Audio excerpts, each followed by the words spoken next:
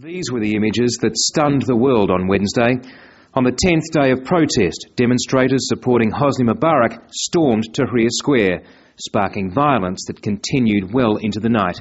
24 hours after the violence began, Egypt's new Prime Minister finally spoke to the media. I've apologised in all the media, all the television stations which I spoke to today. I've apologised as a man who's aware of his responsibility. I didn't know about the assault against protesters. None of us did. I couldn't have imagined this would happen.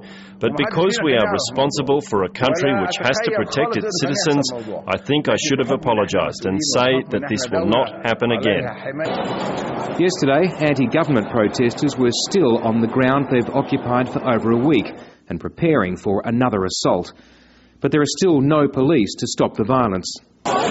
This is the barricade that was built last night by the anti-Mubarak protesters. So we're inside their territory in Tahrir Square. They're allowing people in at the moment, reinforcements, also food and drink. There are reports now that another large mob of pro-Mubarak supporters is on its way here. Inside the square, people were exhausted, snatching sleep where they could. More than 800 people on both sides were injured. 5 people were killed. Near the barricades, piles of rocks lay ready. Some of them were thrown in the day before. Others were made in here by people who dug up paving stones and chipped away concrete walls. Some tried to boost morale.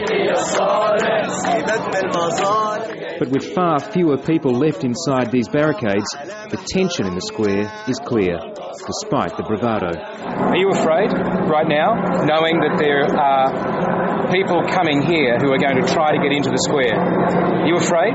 No. We'll stand. We don't want to hurt them. You know, most of us are intellectuals. Most of the people here are intellectuals. So we understand the situation. We understand our situation in the Arab world. We don't want to hurt them. They are our brothers, but they are clouded. They have clouds in their eyes. And the foreign media are now a target for the pro-Mubarak protesters. When we tried to film this group marching towards the square, we were quickly spotted and threatened. Some Western journalists have been arrested for being on the street and taken away handcuffed and blindfolded. On Thursday afternoon, sporadic clashes broke out again.